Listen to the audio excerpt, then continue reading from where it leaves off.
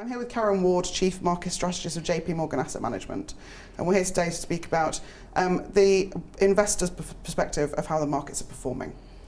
Inverted yield curves traditionally suggest an imminent recession. Do you believe the current dollar rates inversion is a sign of bad things to come, or is it a different time? Well, I think it's worth remembering why the yield curve in the past has done such a good job, and that's because traditionally it told us something about the stance of policy today relative to normal.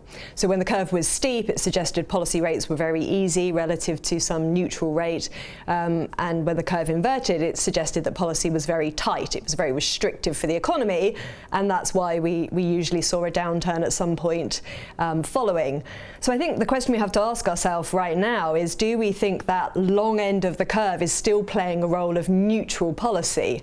And that's where I think we have a problem. I think the longer ends of the curve are very distorted by global quantitative easing, and therefore the shape of the curve just isn't representative of the policy stance. So I think across the interest rate spectrum, this is still easy, stimulative to the economy. So I don't think the yield curve has the predictive power that it used to. That's not to say that everything looks rosy. There aren't things to worry about.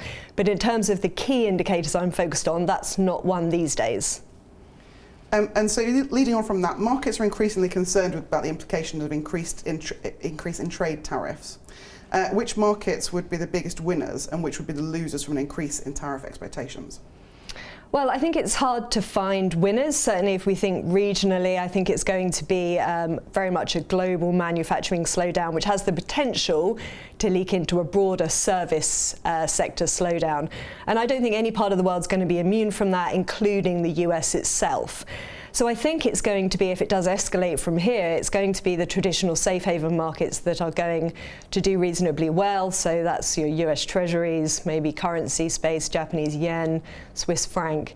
I think that's the near-term impact. I can't help but wonder whether, as we progress through tariff concerns and think about de-globalization, at some point the markets won't start to be concerned that there is some inflationary risk down the pipeline, and therefore at some point we may see real assets do particularly well as investors look for that inflation protection and the index-linked markets within fixed income, but probably that's further out. Okay. And there's increased speculation that the People's Bank of China will allow significant depreciation of the renminbi. Do you believe that will happen, and what will the consequences be?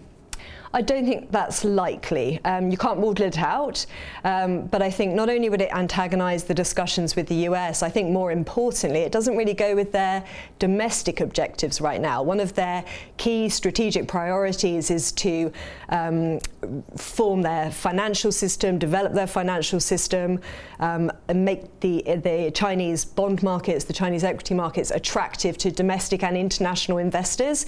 And I think that requires a degree of stability and the currency within that. So I think because it doesn't fit with their key domestic priorities right now, I think it's not the most likely scenario. Okay, thank you.